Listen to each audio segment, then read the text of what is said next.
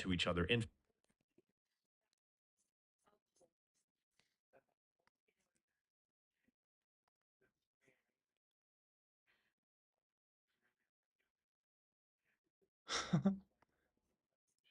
So unregulated.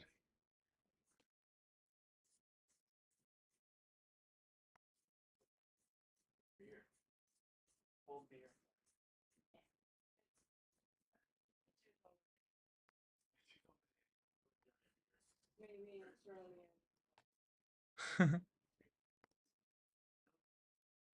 This Australia is like $8.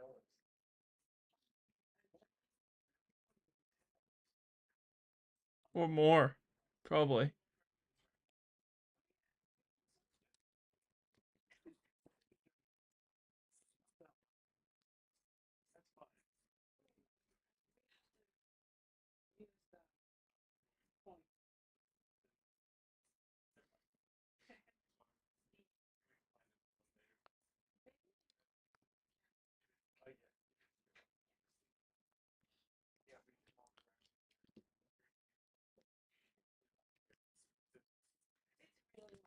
Infinitely, which is what we do with fetching our data from a service to avoid strong reference cycles.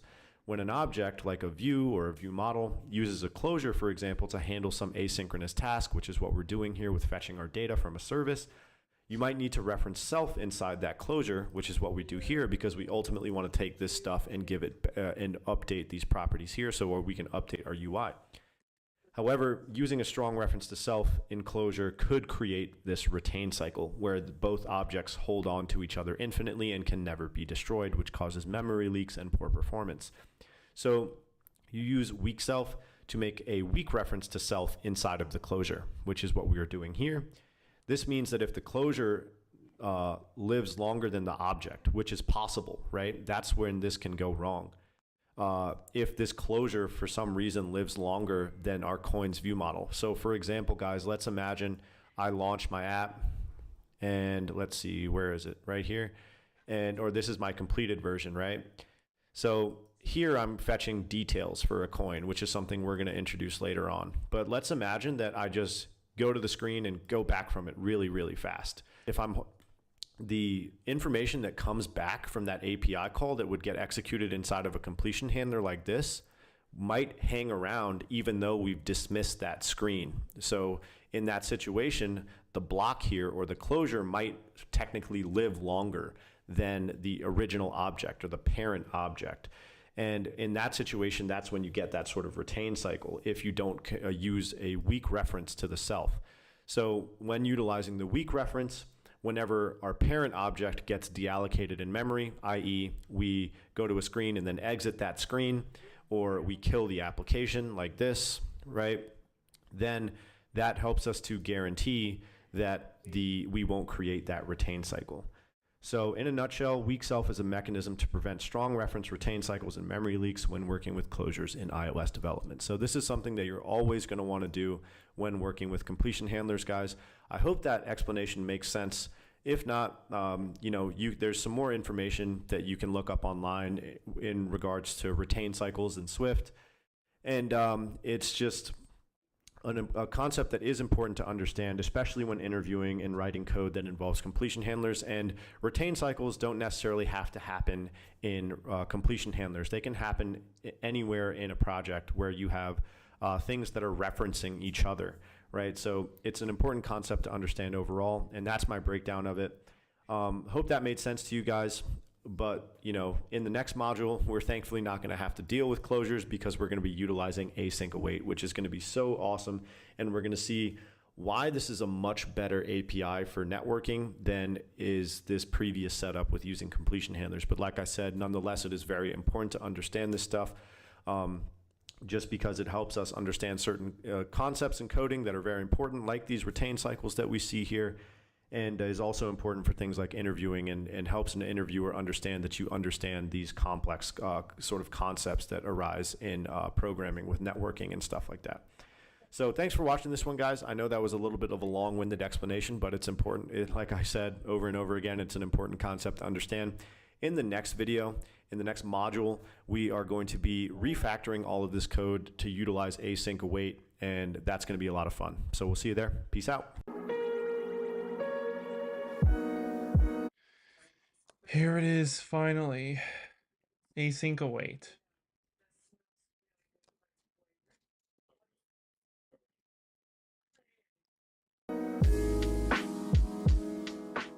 What's going on, guys? Welcome Finally, back. Hope async you await. are doing This is what I well. wanted to This module is going to be really exciting because we are going to be getting started with introducing the async await functionality that Swift has introduced. Is this only an introduction to this? 20. It's like 20-minute long. No. So we're just going to start this off with a brief introduction as to what it is and why it's a The whole more thing modern overall and was useless. I mean, useful. Whole thing's useless. Oh my god. What a waste of time. No, I'm kidding. approach to asynchronous programming. So really quick. Yes, I'm so excited to reformat everything here. Guys, async await is simply a more modern approach to handling asynchronous operations. We saw how we could do so with the use of completion handlers, and this module is going to be all about refactoring this existing code we have to using the async await functionality, and we're going to see just how much reformatting. more I meant refactoring. That's the word I was missing. cleaner and concise it is than using these completion handlers. So it simplifies that whole process of asynchronous code by allowing you to write it in a more linear and synchronous style, making it a lot easier to read and reason about. With async await, you can write asynchronous code that looks similar to synchronous code without the need for nested closures or completion handlers, and it really helps. Hold on, I just want to put this on my small screen. Set this up to 30.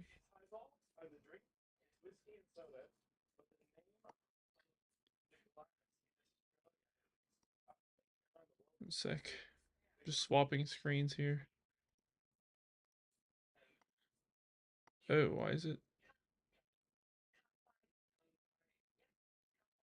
Wait, why is it so small though on my study screen?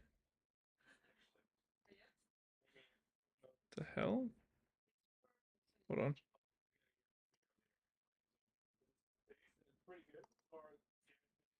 I mean, that's right, but it's so big. I mean, it's so, yeah, too big.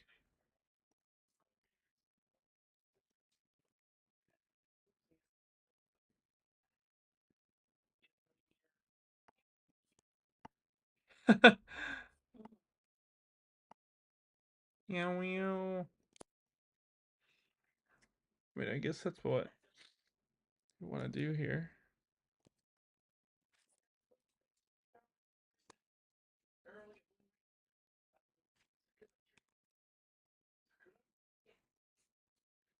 Sakura. Hello, Enoses. Enoses. Enoses? Enos.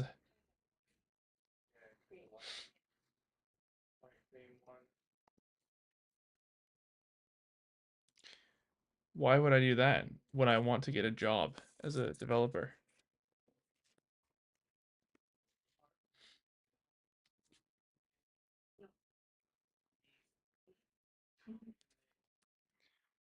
Oh, this is... I don't know what's going on here. Why is my screen... What is it? Oh, what's going on? There's a thing in it. Why? A simulator. Why is that open?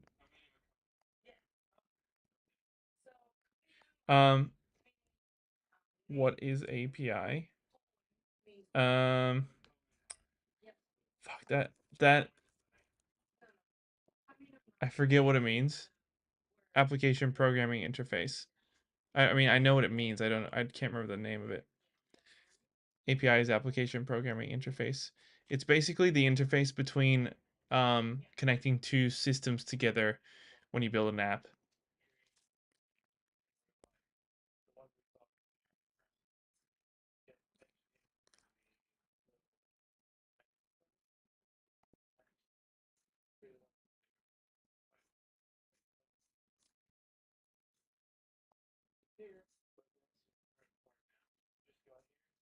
What the hell is that?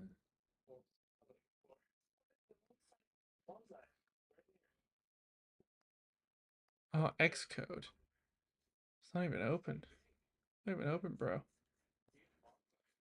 Okay, there we go. What programming language use Swift? Yep.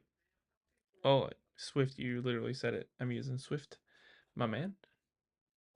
Freaking love Swift. So good. So freaking good.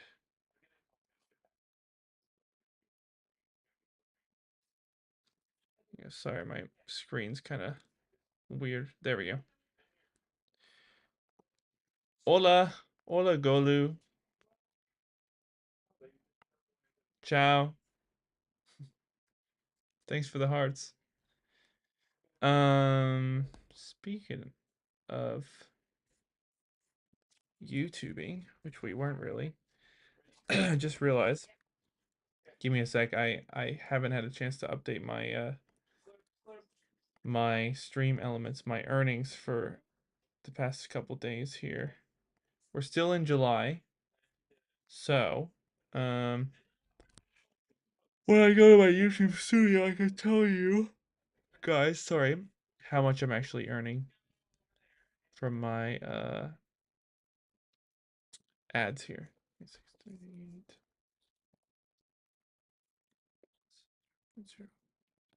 033. There we go. Let's update that number here. There we go. We've gone up a few bucks. We're not restoring the bank here, but yeah. I want to become programmer, but all I do is just vibe code. Well, now's your time to stop vibe coding and start learning for yourself. Right? Why not learn for yourself? Why do you keep vibe coding? Maybe that's a question you should ask yourself. So I just realized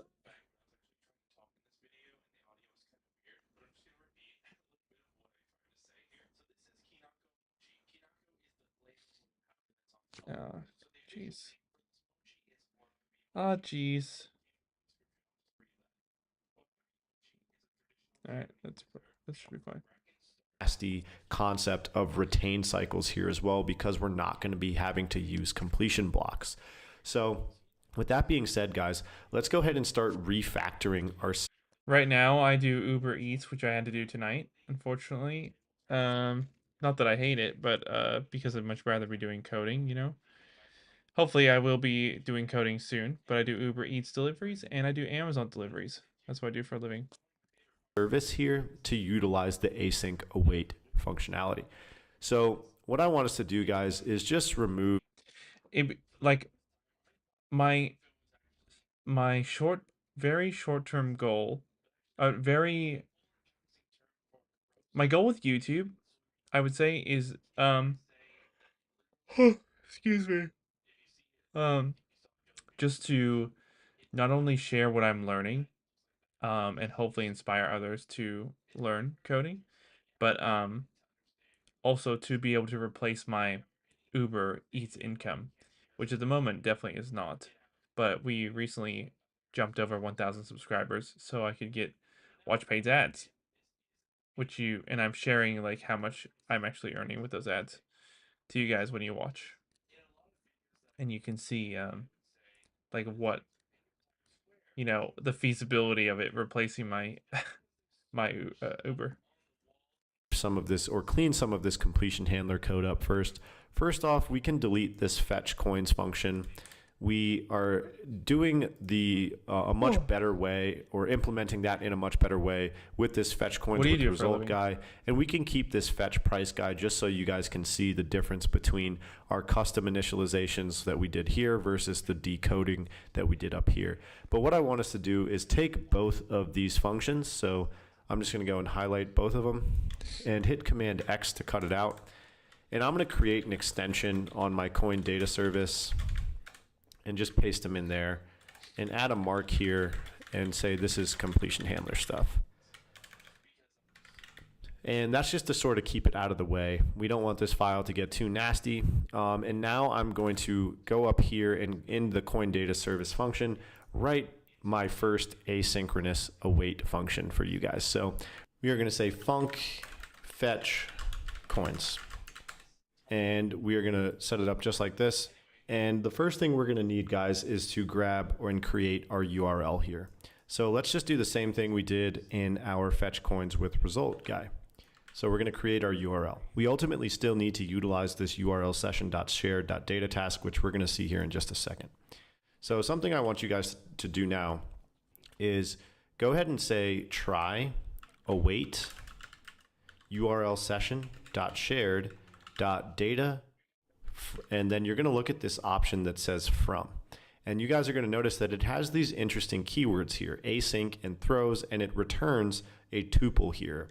It's going to be a data object and a URL response. So let's go ahead and select this guy and just pass our URL in here. And we're going to get some errors here, guys. So you guys notice that async call in a function that does not support concurrency. So Swift recognizes here that we're trying to implement this async await functionality, but it says we're not inside of a function that supports that. So if you guys were to go ahead and click on this guy here and hit fix, you guys are going to notice something interesting. It adds that async keyword to our function definition up here. And then you guys are going to notice we get another error, and it says errors thrown from here are not handled. So in order to fix that, guys, we're just going to go ahead and add this throws keyword to this function here. And then those errors are going to go away, and we just get a warning back. So I just want to break down what exactly these two things mean. So basically, guys, this is how we set up a function that supports concurrency or async await functionality. So basically, we're saying that this is going to be an asynchronous function, and it can throw potential errors. So this is accomplishing something very similar to what we had down here, where we were using this completion handler and we were saying that, hey, we can get a potential error back. That's what this throws keyword is going to represent. It's going to say, hey, this function is going to have the ability to throw an error or say that something went wrong in some sort of process. And the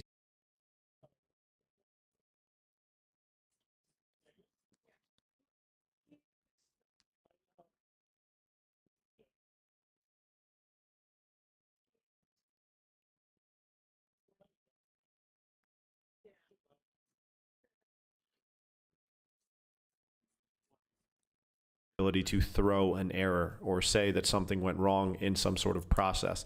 And the async keyword just represents that that this function is going to support Swift concurrency and asynchronous operations. And we have to do that if we want to use this try await stuff in the body of the function. So you guys are going to notice here that this is where things get interesting, right? Result of call to data from this guy right here is unused. And if you guys remember, this is actually returning something. So if you were to hold down option on that data guy, it returns a tuple, data and response. So let's go ahead here and set that up. So we're going to say let parentheses data response and set it up as a tuple equal try await URL session.shared.data from that URL. So this is really, really cool, guys. And this is because now we can get back this data from our URL and store them in these two properties without having to utilize a completion block here. And that's because of how this try await stuff works. Basically what this is saying is, hey, we are going to wait for the result of this API call to come back. Let's go back a little bit. I just want to go over that one more time. Return and the throws keyword is going to represent. It's going to say, hey, this function is going to have the ability to throw an error or say that something went wrong in some sort of process.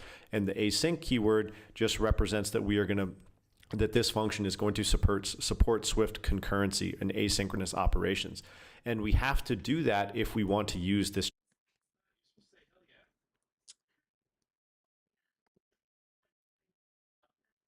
What's this Q&A here?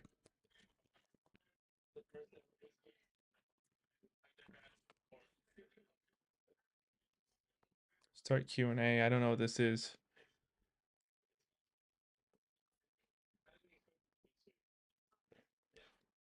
What? I don't know what I've done. I've started Q&A here. Questions. I don't know. Hey, Sasha. Oh, awesome. Hey, you've been here in this channel before, haven't you? You've been on my stream before, I'm pretty sure, haven't you? I'm so glad you're learning Swift. It makes me so happy to see other people learning Swift. Try await stuff in the body of the function. So you guys are going to notice here that this is where things get interesting, right?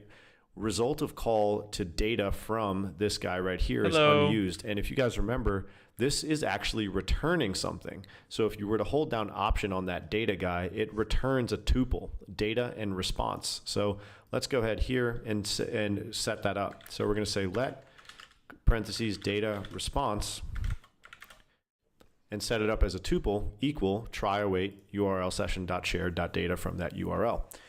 So this is really, really cool, guys. And this is because now we can get back this data from our URL and store them in these two properties without having to utilize a completion block here. And that's because of how this try await stuff works. Basically what this is saying is, hey, we are going to wait for the result of this API call to come back, and we're going to suspend the compilation of your code at this point right here. So this creates a suspension point in your code.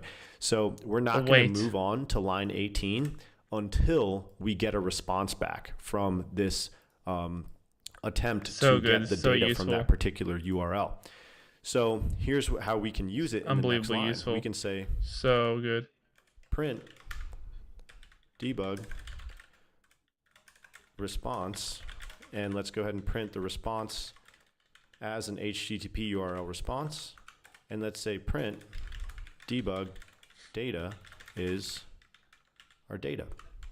This is some stuff I have to practice too. Now, guys, ultimately what we want to do is call this function inside of our view model, and we're going to... I learned a lot about them yesterday, but only for working with. Ah, interesting.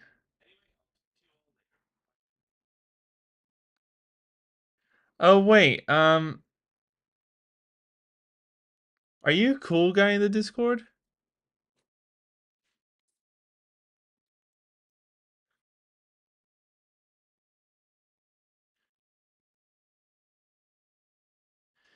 You literally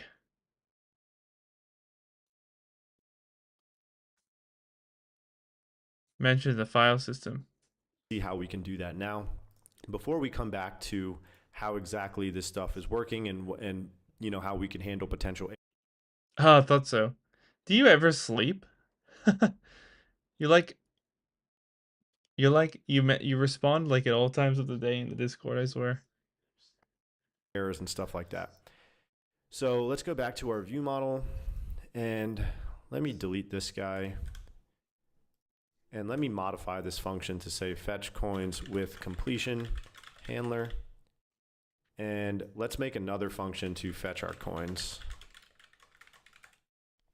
And we are going to introduce something called a task, but let's do that in a second. We're just going to go here and say service.fetch coins. And you guys are going to notice that we're trying to fetch it and utilize this async throws functionality. So in order to do that, we need to say try await. So you guys notice that, hey, you're in a function call that does not support concurrency. So guys, this can start to make you ask the question, okay, how can I ever use this async await stuff in a function that doesn't support concurrency, right? Because if I add async throws here, that error is going to go away. But then you guys are going to notice the error just moves up to this point, and it says, hey, async call in a function that does not support concurrency. So it's like we are going to keep going down this path. Eventually, we have to be able to call an asynchronous function from a non-asynchronous or non-concurrent environment, right? So we're going to do that through use of something called a task. So you guys are just going to go here and create this thing called a task, and you're going to say fetch coins like that. Task. And because this is this function has async Yeah, we need to throws. do try. You also need to say try Oh. await here as well. Okay, we don't need it. And we're going to clean this up in a little bit, guys. I just want us to get this working for now to see if we're getting those print statements back. And check that out, guys. We are getting those back without having to use a completion handler. And that's the main point that I want to hammer home here. And we're going to go back and explain this stuff in a little bit. We're getting back 17,000 bytes of data, and we get back this URL response, right? And we see the status code is 200, which means it's a successful response. So if we go, and we're going to come back to this in a little bit. Let's just go back to this coin data service really quickly. So guys, we wrote one single line of code, and we were able to utilize the data that we got back from this URL session.share.data task, which is an asynchronous process, in sort of a linear synchronous manner, right? If you guys remember here, we had to go inside of a completion block and wait for that stuff to come back to us.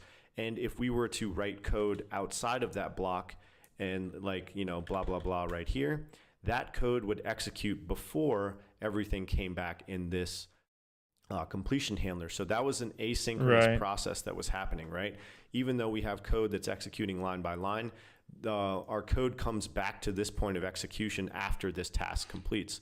That is different from our async await functionality in that we are going to await the result of this asynchronous process here, and we're not going to go to the next line of code until we get a result back there. So this creates what's known as a suspension point in the code, guys.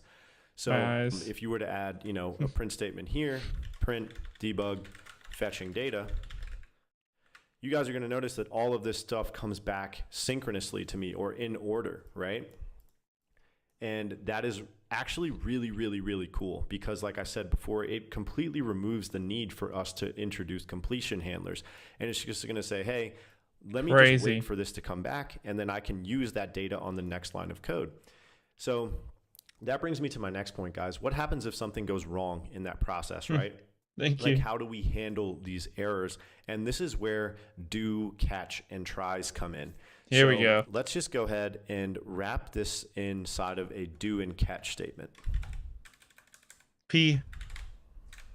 Oh my God, he's going crazy here.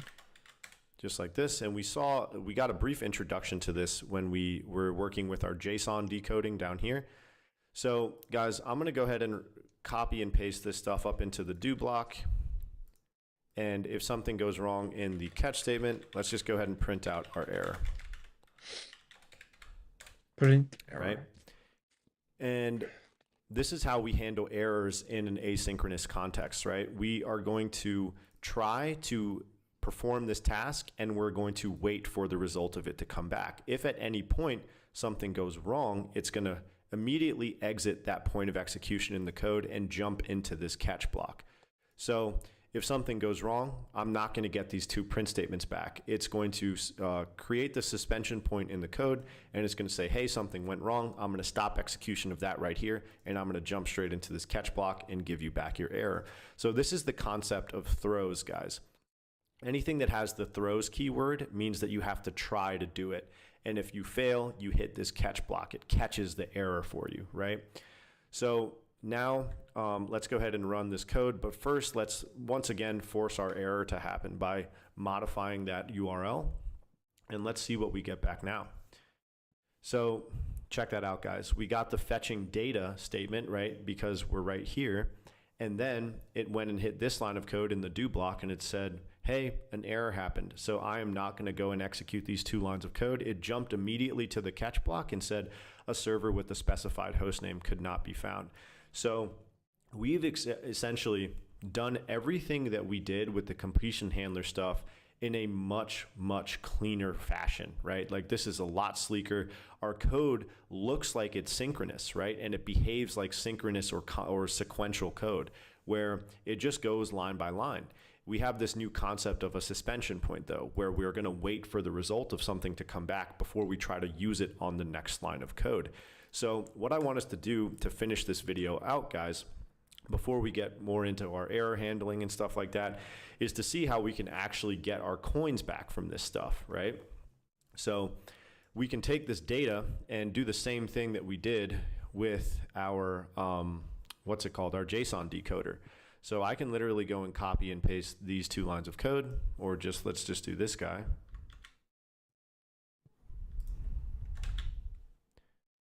So let coins equal, try to decode an array of coins from that data. And now it's like, okay, how do I get this over to my view model, right? Like I have the coins, what do I now do? And guys, let's just go ahead and replace this response with an underscore for now. We'll come back to that in a little bit. So what's really nice about asynchronous code, guys, is now that we don't have to work with completion handlers and we are working in more of a synchronous fashion, even though we're executing asynchronous operations, is we can return things from it. So in this fetch coins function, I can go up here and say, hey, I want to return an array of coins. And now that I have my coins here, after I executed my API call, I can just go and say return coins. And it's literally that simple. So let's see. Oop, we need to fix this URL statement. So if our URL fails to create, we're just going to return a blank array. And let's go ahead and run this bad boy. Ooh, here, yeah, we can, in the catch block, guys, you can also just return a blank array and put your print statement before that.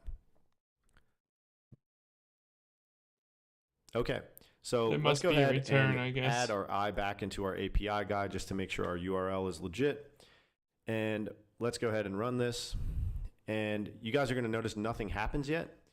But we did not get our error message, which is good. So now we can go back to our view model, guys, and let's check this out.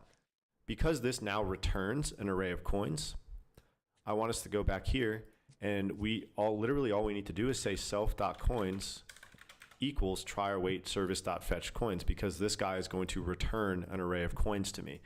So guys, this is going to create, once again, that suspension point in our code.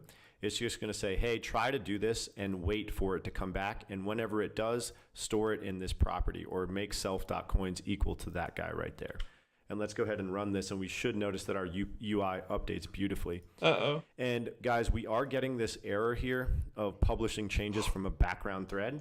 And we are going to go over how to solve that in the next video. Basically, it's the same problem as we were seeing here. Next video. We needed to say dispatch queue.main.async in order to hop back on the main thread. And that's because back in our service, this automatically executes this task on a background thread when we say try, await, do, blah, blah, blah, blah, blah, right? So we're going to be getting into that in the next video, how to introduce more in-depth error handling like we did down here. And overall, just how to do a full refactor from our completion handlers to this new async await functionality. But that is going to give you guys a really good idea and foundation of how async await works and why it's so much better than completion handlers. You guys notice we don't have any closures here. We can execute asynchronous code like fetching information from an API in a seemingly synchronous manner or sequential manner, right? In that I can use the data that I get back from that asynchronous process. Yeah, let's have a look. On the very next line of code. Handling errors is just a little bit different with these do and catch statements and these keywords with like async and throws. But overall, this is a much, much cleaner implementation. And we're going to be continuing on with that in the next video, guys. So get excited for that. We'll see you there. Peace. What's going on, guys? In this video, I want us to talk about the full pro version of the Swift Networking Masterclass and what features it's going to include over this. I wanted more of that.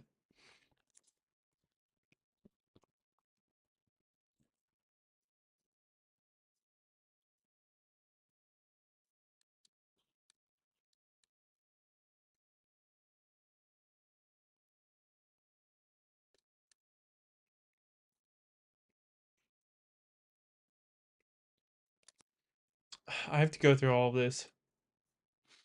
Not right now, but I have to. All right, I'll be back in a sec.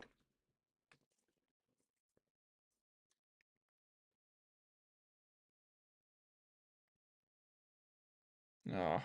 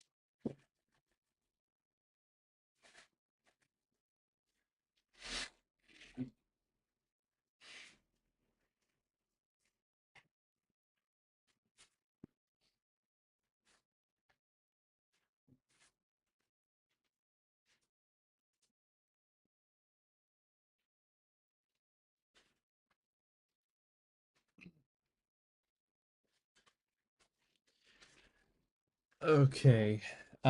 Is it ready to look at?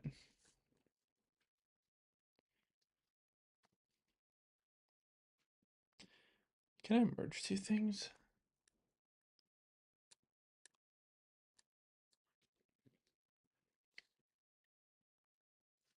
Group. Oh yeah, that's good.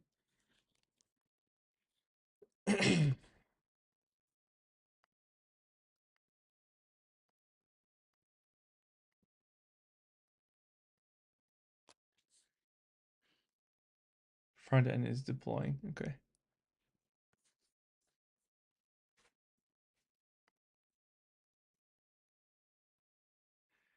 So we finished this part of async away here.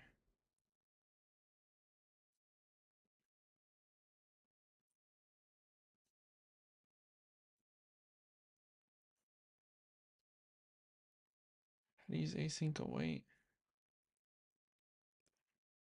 I have to follow this from 0.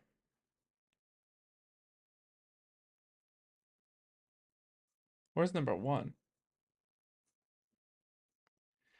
And we are back. What is up, everybody?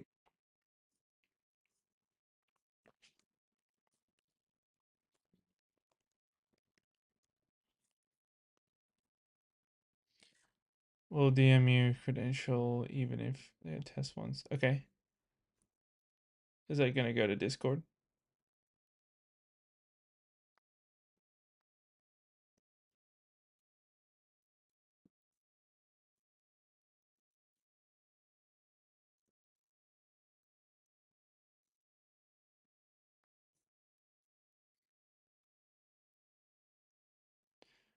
Yeah. I did this one. Whoa. 2. Let's see here. We need to pass in the data of type, I think it's optional data, as well as response of type URL response. Let's take this guard statement here, paste it up here. Let's make this function return the image. So this function should return. I know, right, Felix? It's so good, isn't it? I love the potential of it. Speaking of, how do I have a Fiverr account now? Oh, that my notes won't win any beauty contest, but I've sent it.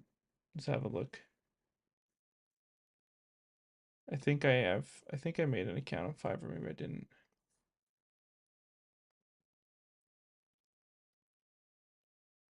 Here we go. This is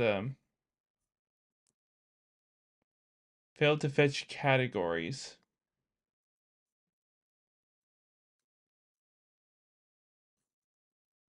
Oh yeah. Test 1 pass. So ignore. I just saw it. Did you see that thing?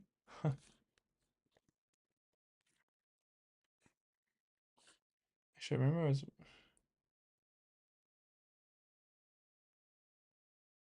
basic APIs using request module in Python like I made service. Oh, that's cool. I'm trying now. Log in. It works. Log in successfully. Did you make this come up, by the way? Is this you?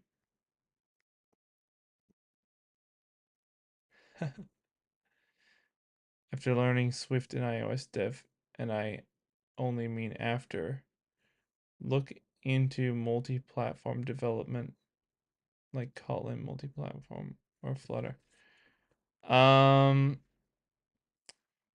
What do you mean multi-platform Kotlin?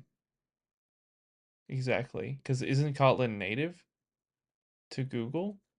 What do you mean by multi-platform in particular? Because I'm already looking. I'm already going to do multi-platform in Swift. Mobile UI. Please turn mobile UI. I will puke seeing those long note cards. Oh. I don't even know how to do that on here.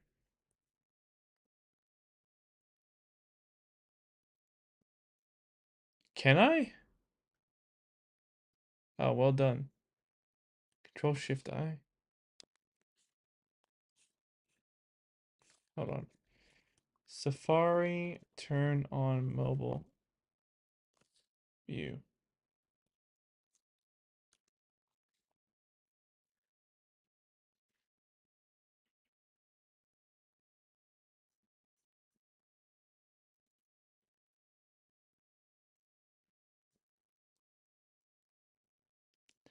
Control Shift I didn't work. Or did it? Hold on. No, it doesn't work. Command Shift I? Nope. That didn't work either. That opened my email for some reason. That's random. Yeah, I'm not really into platform development. Right mouse button, click inspect. There's no inspect. This is Mac, buddy. Ooh. Well, as awkward as it is in non-mobile view. Hold on. Hold on. Maybe I can shrink it and it'll turn into mobile. Like that. Is that kind of what? Is that closer to the thing?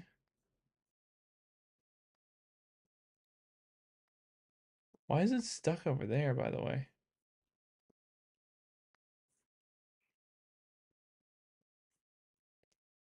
Nah, I don't have those. You can't? What are we missing?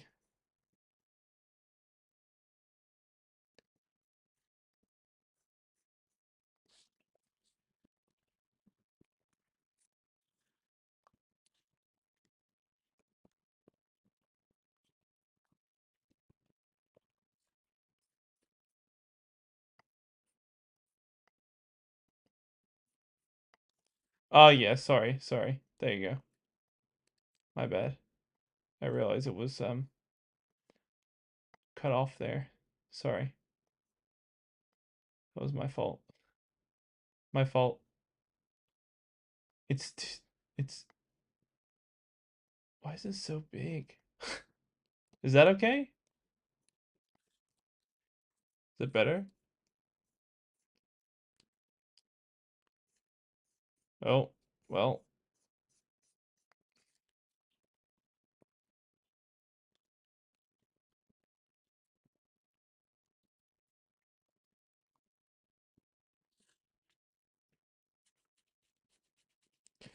I'm very interested to build multi-platform, but I'm talking about like Mac OS, Vision OS.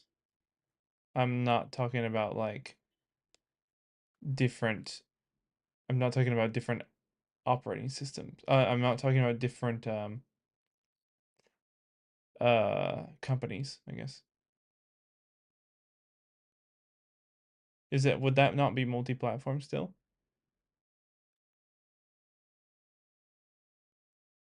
I mean, it's almost all the same platform now, thanks to Apple doing such a good job in their organization of the system. So there's no undo button. There's a save button. I clicked it. Note created. Back. It's saved. Well done. And this is archive. Move to bin. Gonna archive it. Gonna archive all these weird notes. And then where do we get archive? Ooh, nice. Wait, the archive even has what you put in there before. Settings. None. No settings. Help. Privacy policy. Very good. My profile doesn't exist. But that's cool. Well, that works. Oh. Sorta. Categories.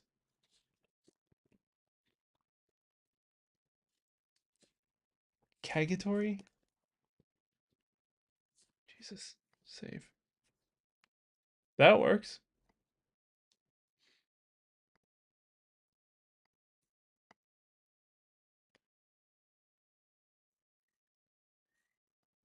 How is there a way to how do you oh you can't put anything into categories yet, right? Whoa. I'm in oblivion. This is cool, man. Well done. Oh shit, what the hell? Good job. Good job making this. You're doing well.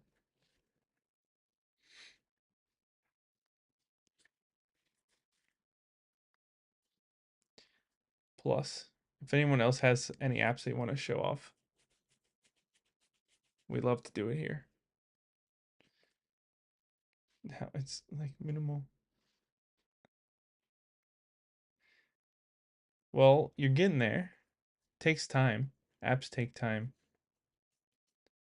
You're almost there. Holy shit, this is too big. It's still too big. What the frick? There we go. All right, we're gonna go back to some videos now, but thank you so much for sharing that. That's awesome. That is super cool. I remember how difficult it was for me when I first set up trying to save things and load things that people have saved and loaded into any database, like stored data. It's difficult.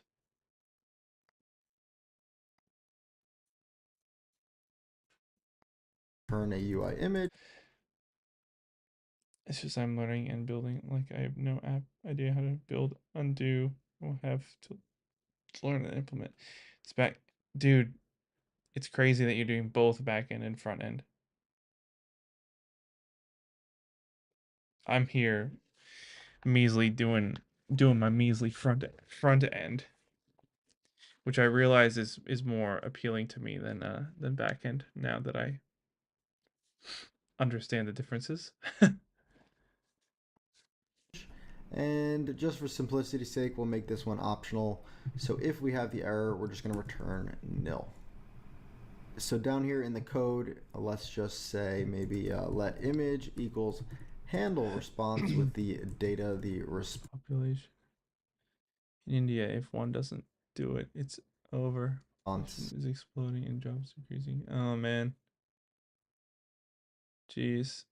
That's crazy because like the population is not increasing in the Western world.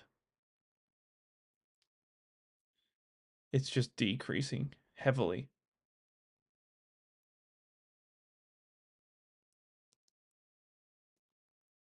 And then we can call completion handler on the image and the error if there was an error. So I will delete this. Japan is leading the way though, and in reduced in less growth. Call to method handle response requires explicit use of self yet again, so that's creating that strong reference. Let's keep that weak.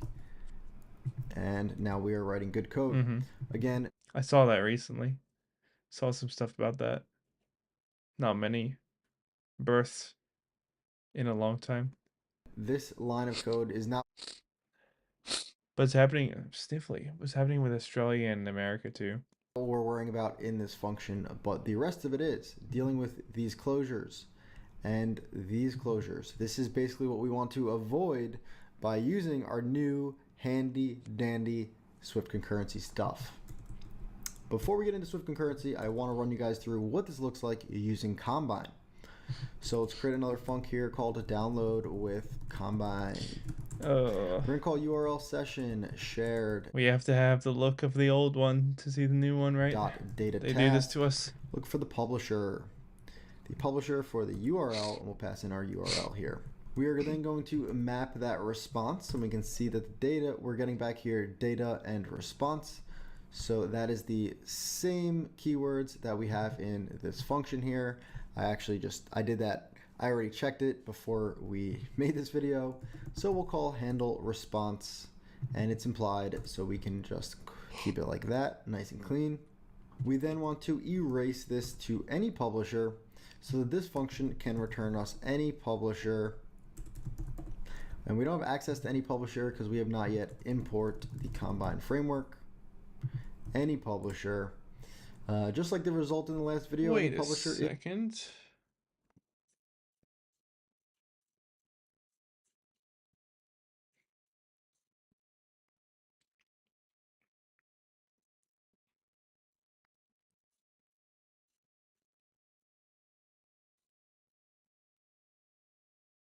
Okay.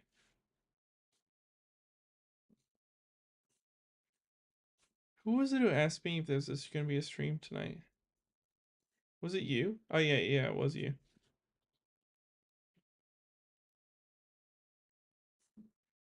So I was thinking to watch more YouTube tutorials too, like the pure Apple dev can be a bit. Yeah, I know. You mentioned that already. You should watch some more. Do it. Do it. What's stopping you? is generic, so you need to declare the type and the error type. So the error is just going to be a regular error. The success will be a UI image. We'll just keep it optional for now.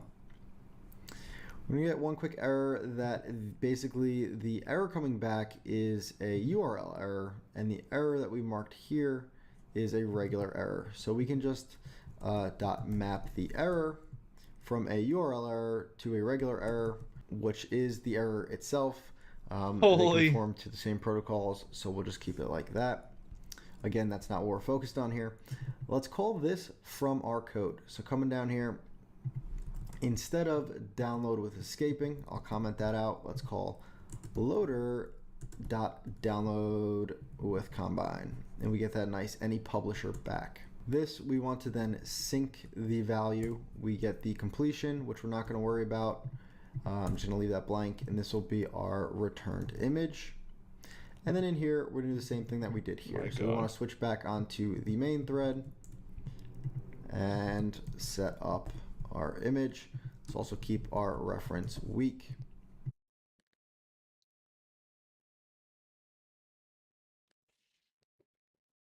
It's interesting because I totally agree. But for me, seeing someone use it helps me make more sense of it before I use it. And doing it a couple times, like even copying them helps me too. But then making my own after that, it drills it in. But the tutorials, like letting me know like how you should do something or what's possible, really helped me.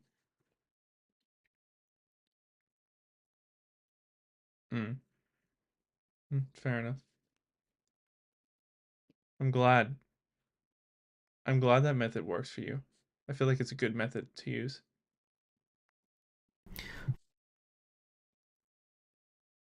Oh no, I can't. Well,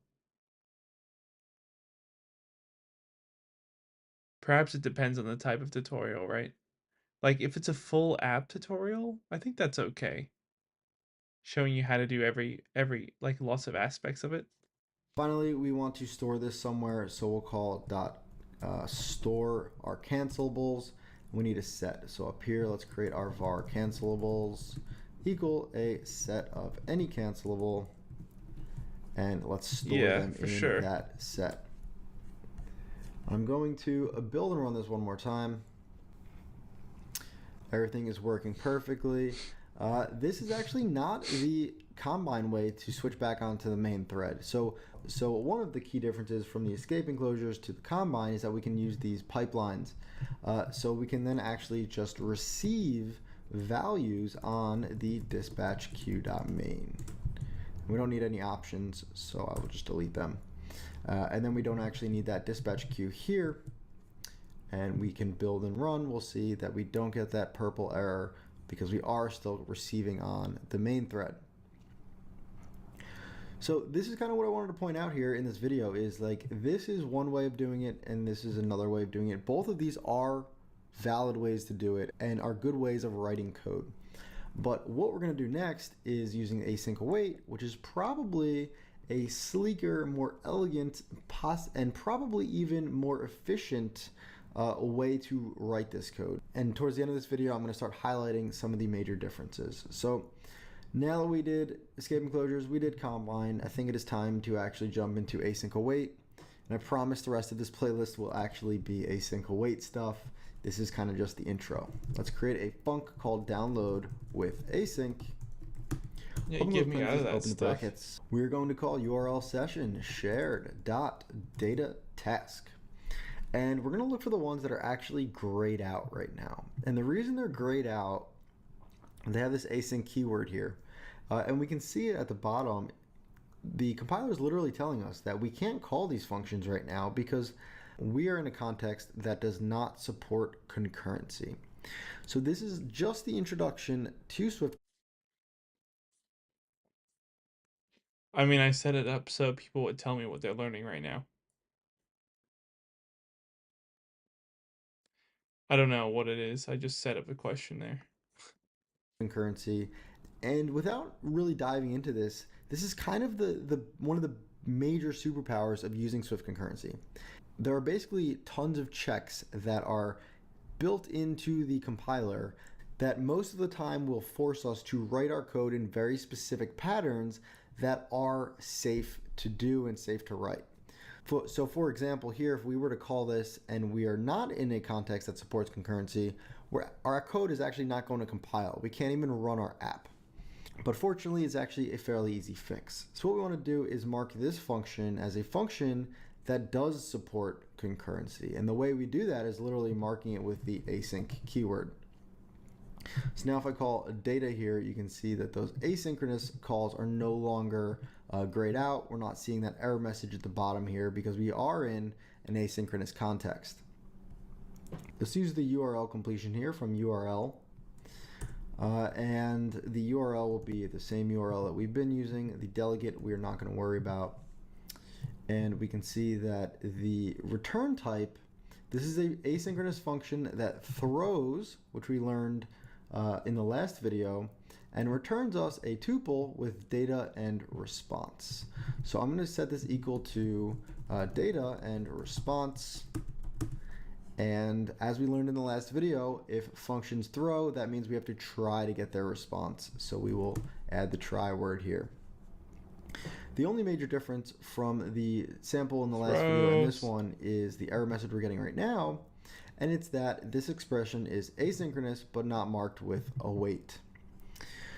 So the await keyword is basically a suspension point on the task. And we'll get into that and I'll get more into that in the next couple of videos. But in layman's terms, what it means is we are literally going to wait for the response. So when we call this URL session, it's going to execute immediately, but the response isn't going to come back immediately. It's going to come back after it goes to the server, gets that data, and then comes on back. And so if we had left our code like this, it would look synchronous, like it was going to happen immediately. But if we add the await keyword, we are notifying to the compiler that we might have to suspend the task at this state right here, waiting for the response, and then continue. Yeah, man. It's just it was the whole thing was like, whoa, what am I doing? What is happening right now? When I start async await as well. We're going to get these same errors that we got in the last video. Errors thrown are not handled. So that's because we want to do our tries usually in a do catch block. So I will create that do catch, put the try up here. Let's catch the errors. So if we get an error from our catch block, let's actually just throw it back out of this function as well. So we will throw the error that we are getting. And again, to mark this function as something that can throw an error, we mark it as throws. But if we do get the response, we then want to obviously handle the response and return back that image. So we'll say let image equals handle response from data and response, and then return back the image. And of course, we need to mark this function as a function that returns an image. So return UI image, and I think it is optional just for this sample here. We had optional UI image here. And I can make this a little bit cleaner actually. Just put this on one line, and there we have it. Our first function with async and await in it. Download with async. But of course, we haven't actually called this function yet. So let's come down to our code. Let's comment out our combine code, and let's do one more. I'm going to actually fold all this up. The server and takes time to get the data. The server side, I have to stop the code. Ah, interesting. That's very cool. It's really useful tool to have, right? To use async await, so that's awesome. It's awesome that you can like use it all the time and get used to it. The /* and then */ fold it up with the option command left arrow. Again, you can also fold by using the code folding.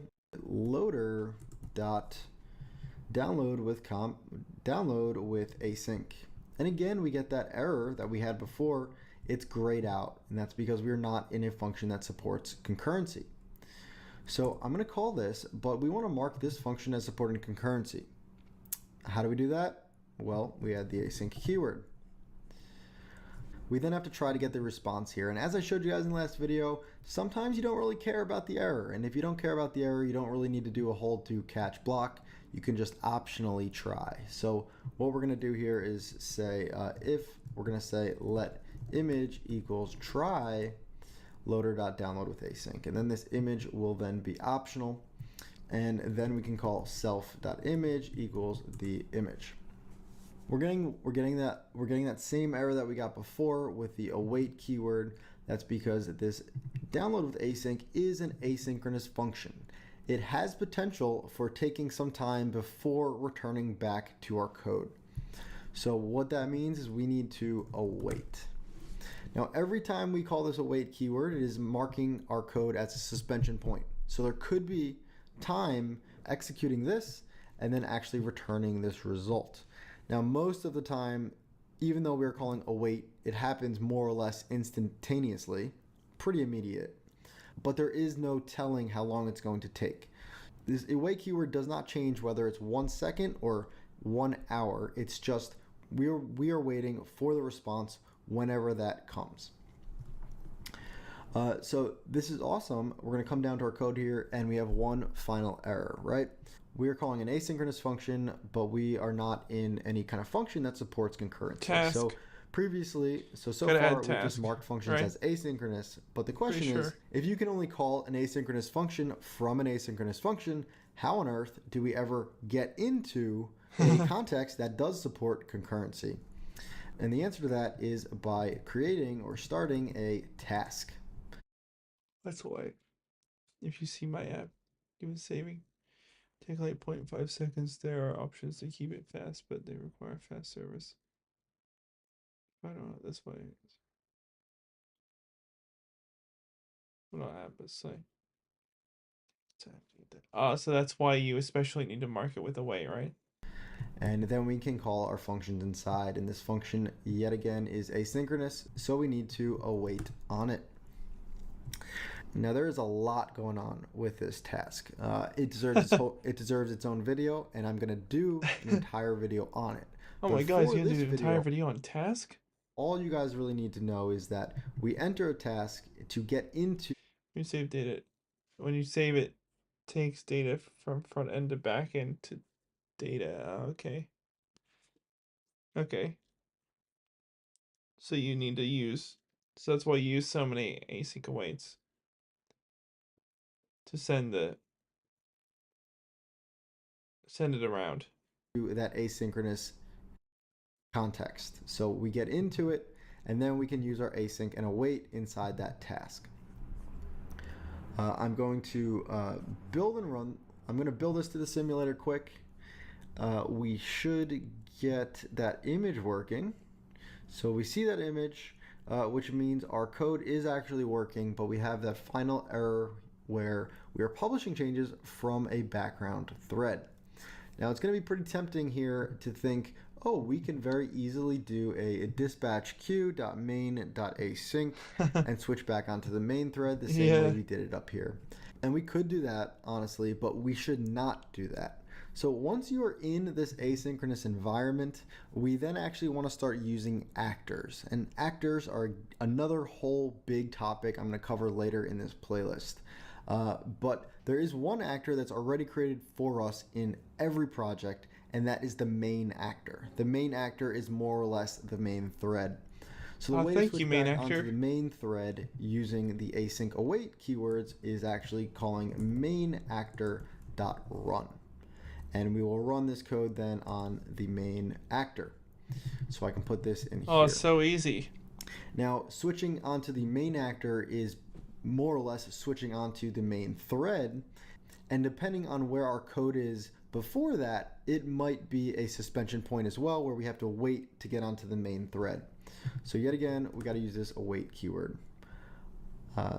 Again, using these await keywords could mean we're waiting a lot of time, but most of the time we are waiting and it's happening basically instantly. You can make actors, and the main actor is like the main thread.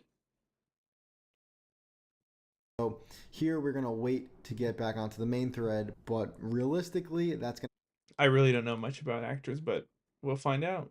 Happen pretty instant. I'm going to run this one more time, and we should now get our code without any errors. Awesome. So cool. Again, guys, so easy. I'm going to cover task in its own video. I'm going to cover main actor and other actors in their own video as well. But I wanted to just spend this video to introduce you guys. That one was interesting, right? The main actor thing. So we can see up here. You're like, whoa. Basically, here's kind of you the can whole do gist that of the differences between the original way that we would write asynchronous code in Swift using completion handlers and escaping closures. Then more recently, we learned Combine. We could just use these nice publishers. And now we have asynchronous code, which looks much more like this. The really big things to point out here is that when we call this download with escaping, we have to manually create these completion handlers and then pass our data back. And if you were with me in the last video, passing an optional image and an optional error is okay. We kind of discussed this in the last video, how this is okay, but then when you get this data, you kind of then have to like figure out, is this image legit? Is this error legit? And you have to deal with that. Versus when you're using these asynchronous and throws keywords, we know this function here is either going to return us the optional image. If you know any language properly, even Swift, and if you ever want to go full stack, Node.js. Do I need Node.js to do full stack? Is that what you're saying? That's good information. Or it's going to throw us an error. And so this ends up just being much cleaner to work with. And it's also much safer to write, because even if we just think about reading the code, right? When you read this up here, unless you are very familiar with these closures, it's kind of hard to tell that this is asynchronous, right? We're calling this data task here, but this closure is actually not happening immediately. This is, if we had the await keyword, it would be right in here. It would be between this call and this result. And that's why this is a separate closure. Now, obviously, we can't use... I'm not sure if they continue to hire junior developers nowadays. Well, I think they do as long as you're good. Otherwise, I'll just apply to be a senior developer. Full stack. is front end, back end. You can do Node.js for our back end. Oh, okay. Okay.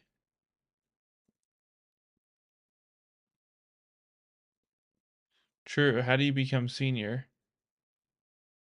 if you don't start as junior? Do you just go straight to senior? How do you do anything? You just start as an adult. It's like they're not making babies anymore. So you can never mind. I don't know what I'm saying. The await keyword here. But so this call is this call. And these returned pieces of data are these returned pieces of data here.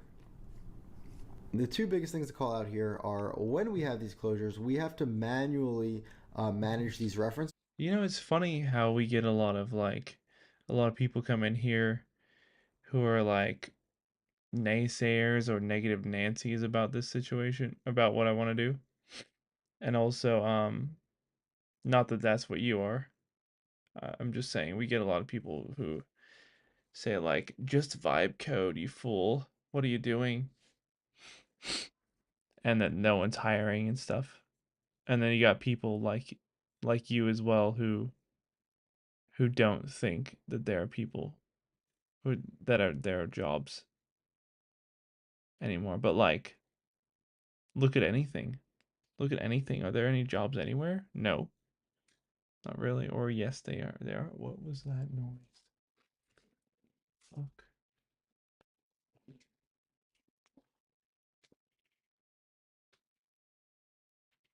Oh, no. I think my fiance's asleep. Damn. So we made our reference to self weak here, but you'll notice that when we did this in the asynchronous context, we didn't actually have to add weak self anywhere here. That's one big benefit. Second benefit is if in this function we forgot to maybe call a completion handler. So maybe Guys, we've evolved. We don't need weak self. Yes. God, I'm so happy I could sleep immediately right now. That's in general. just on accident, right? We made some So mistake in glad our we don't have to code, deal never with weak called a self. completion handler. Not really. That could lead to bugs and other issues. If I apply to a job and I get in and I see their code, you know what? If I apply to a job and they give me an offer, I'm gonna be like, you know what? I'll think about it if you show me your code database. Let me have a look. And if it has weak self in there and it has like all this nonsense and garbage that we don't need anymore, I'm gonna be like, actually, guys, call me when you've leveled up to async await.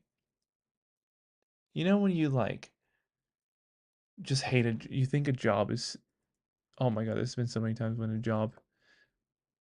there's like a job that I've had. Oh, it's still coming. It's still coming along. It's in fact, it's actually I've advanced on it a little bit. So we have access to now I don't know, it's kind of weird. I don't know what exactly I'm doing in there, but I have access to like um what's it called? The hourly information, I think. So, but I'm just trying to figure out what else I can get from it. In our app. Whereas here, if we forgot to return something from the function, our function's not even going to compile. We're going to get an error that says you got to return something from this function. So just thanks by for your getting subscription. Akpradip. These notifications from the compiler, That's a cool makes name. us Akpradip. write better, safer code, right? It's a really fun name. We can't call this without the word tries, without the word await. If we want to throw an error, we have to use the word throws. If we're calling asynchronous functions, we need to be in an asynchronous environment. So there's a lot of small rules here, but at the end of the day, they actually help us out tremendously as developers. So there you have it, guys. 3 different I will take async over ways anything to any download an day. image using escape enclosures, combine, and async await. In the next bunch of videos, we're going to dive deeper into async and await. We're going to dive deeper into tasks, and eventually we'll get into actors. Hope you guys are still with me. A lot of new stuff to come in the next couple videos. Oh boy. All right. That was a good review there. So next I'll be on Monday. What are we going to do Monday? I think we need to finalize some of our apps for our portfolio because the end of the month deadline is coming up really quickly. So what I might do is I need to do. Oh, I just realized you are first Australian who I understand. I get lost on Australian accent. Yeah, that's because I have an American accent, by the way. I'm from America originally. That's where my accent comes from. And I've been in Australia for like 20 years or something. No. Yeah, 20 years. No. 15 years. Why Swift and get locked into Apple only? Because first of all, I'm not locked into Apple only because I guess you didn't see the news that Swift is basically about to open up to cross-platform development with Android. Secondly, because I love Apple and I love, well, I'm not gonna say I love Apple. I just love Apple devices and I love Apple products. Yeah, pretty interesting, right? I mean, it's not fully supported right now, but there's stuff underway for that to happen, basically. So yeah. Um, and honestly, in my honest opinion, after seeing that news, I don't know. Like I've just been trusting my gut. Yeah, they tell me specifically. I get emails directly from Apple. No, I've been just trusting my gut, trusting my passion to do this, and I honestly feel now that I've seen that news that anyone who chooses to go the what I would say is a shortcut route, because anyone chooses like React or like Flutter, or the ones that like can build for both platforms, is like the shortcut way out, and it's like they're going to be the ones suffering later. Not suffering, but you know what I mean. Like I think I'm going to be ahead of them with this. I have never heard of Ionic compete with Flutter. Well, you know what? Flutter, I think, is already trying to compete with Swift because Dart is very similar to Swift, I've noticed. No, that's fair. Um, I mean, my basis for that idea is that React and Flutter use an arbitrary system to create a shared code base that works like quote unquote natively, but it's not really native. If I ever make anything for fun, it will be React Native because I'm already doing React. Yeah, I mean, I'm not dissing React or people doing React. I'm just saying if anyone chose if anyone chooses or has chosen React or Flutter to get them like to learn that instead of having to learn the native like Kotlin and Swift to build separately because they want to build separately, I feel like that's when you kind of are at a disadvantage if things open up, you know. I know.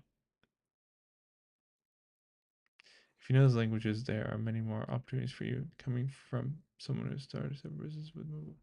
Yeah, I mean, there are a lot of opportunities for people in React Native. That's and also with Flutter. especially React Native though. But that's the thing. I don't like shortcuts, and I don't like people trying to utilize shortcuts um, when it's when shortcuts like when they generally end up shitter than non-shortcuts. Business, I don't want to have dedicated repos for each. Well, that's your decision, isn't it? That's your choice.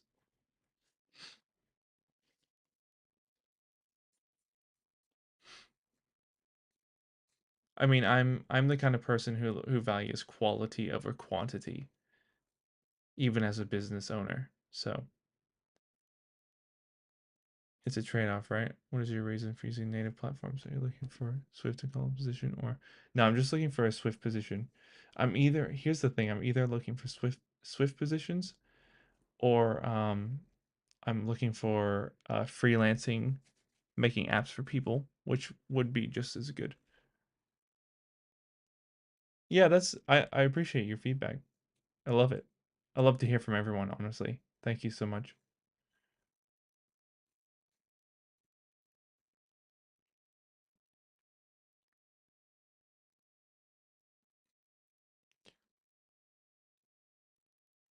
But hey, like at the end of the day, I chose Swift because I love Swift and I really wanted to develop for Apple platforms. So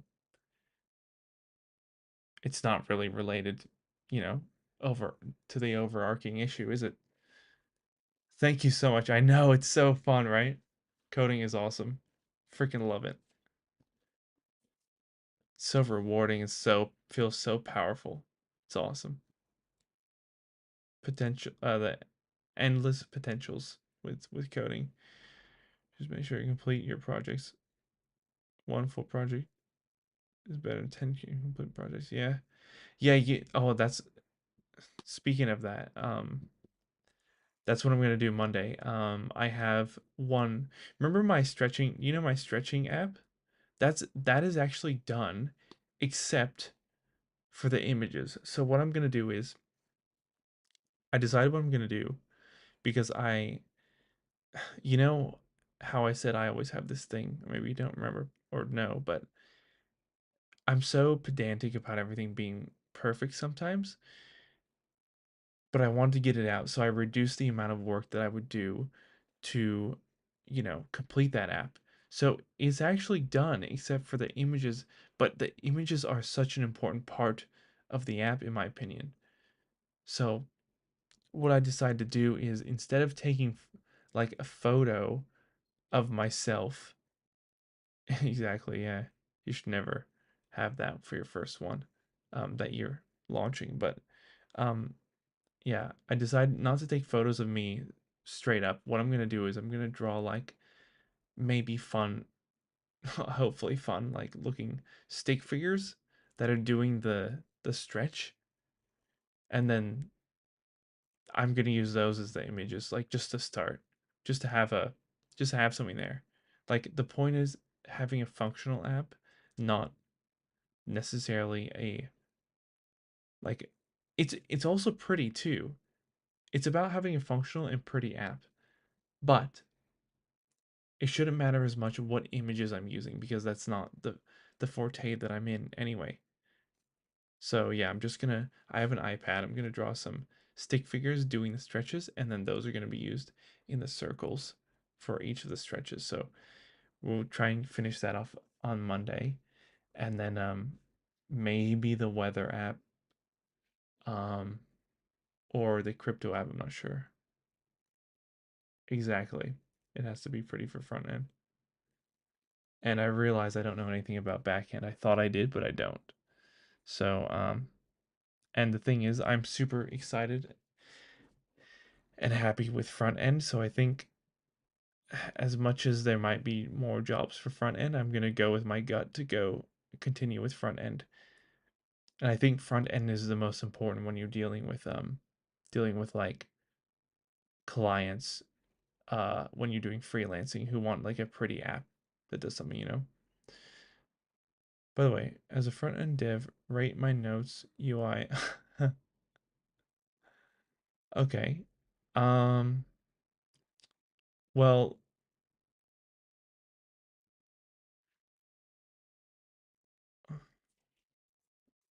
Hold on, I'll quickly open up the website again. Is it still up? Is it still working?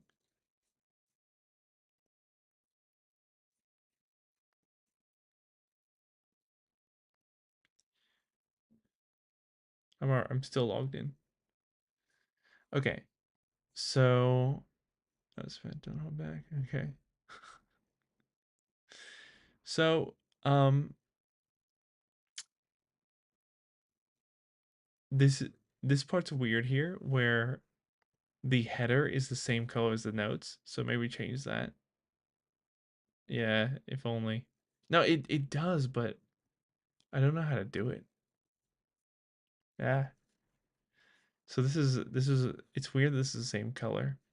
Um I like this. I like the designs here, the stuff here. Um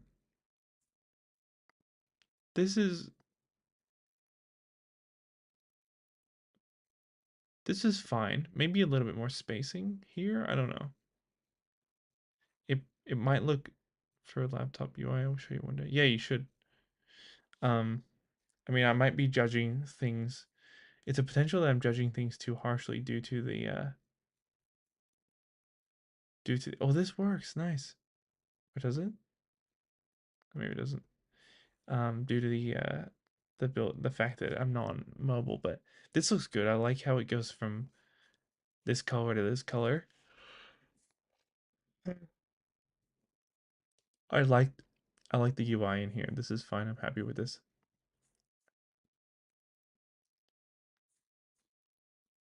It does work? Oh, okay. Oh, good. Good then. So if I update this,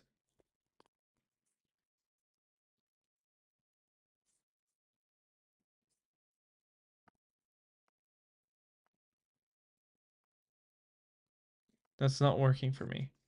It's staying the exact same.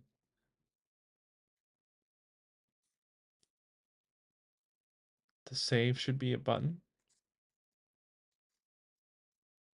It is a button.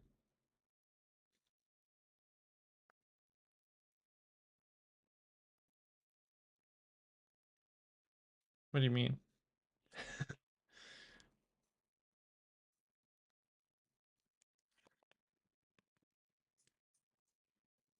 No, it looked like a button. Oh. You know what? That's a good point. It should look like a a button. Like a more obvious button. I don't know how it broke, but look, see it's not.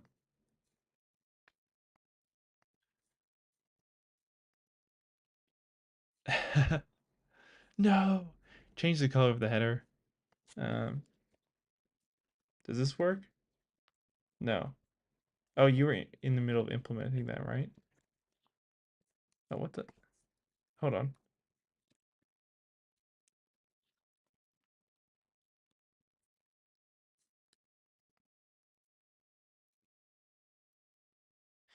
But well, that will be hard to deal with floating full width button at the bottom. Try to click it twice. Like create it twice. Click what twice? What?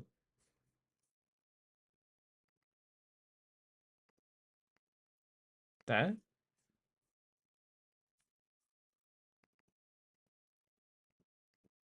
Oh, wait, hold on. Yeah, you're right. Wait, no, but no. It's changing them, but they're like, it's only changing, it's sorting them, but I don't know what by. Because, like, see how it's changing to the exact same and keeping these as in the middle? So, yeah, I don't know what it's sorting by. Icons are pretty good. Um, I like the plus here. That's fun. Okay, cool. What is the tech used in the Notes app? What is the tech used in the Notes app? bin? Bin exists. Can you put it back? Oh, that's cool. I didn't even test that out. Work. I'm in Oblivion. Oops. Bin. Wait. Bin, but these are not in the bin. Okay, that's weird. Ah, so how do you get back to your notes then? Here? Oh, yeah. Okay. So there's a bit of bugginess to it. Overall, good. I mean, great for your first notes app.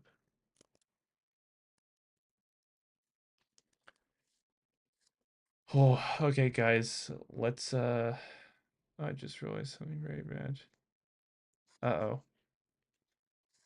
Let's reconvene in Discord later, cause my eyes are shutting. So I think I gotta head to sleep. Love working debugging. Oh boy. Oh boy. Here comes the work. Yeah. Well, I got a lot of work to do on Monday.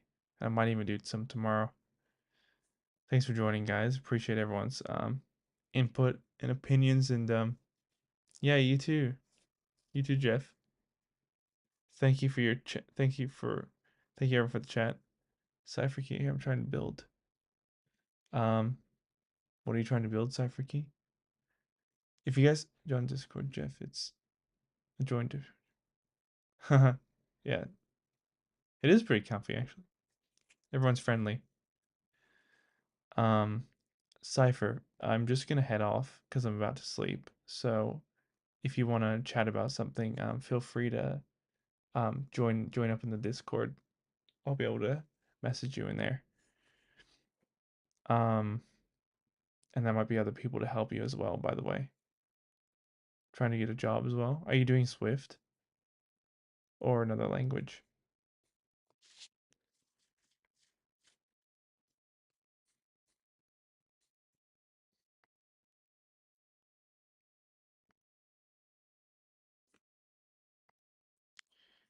This next stream is gonna be whoa shit. Next stream is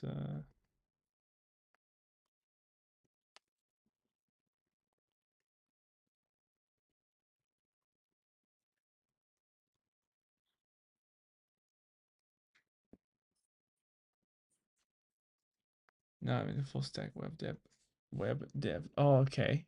That's cool. That's awesome. You're more genius than me then, doing the whole thing.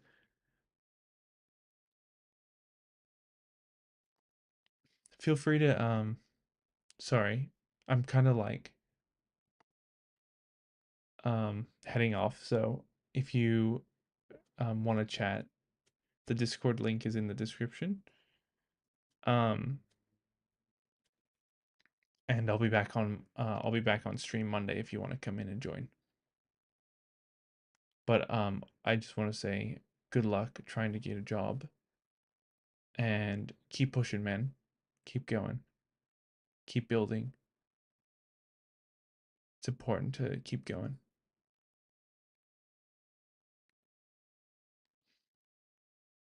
Got this, buddy.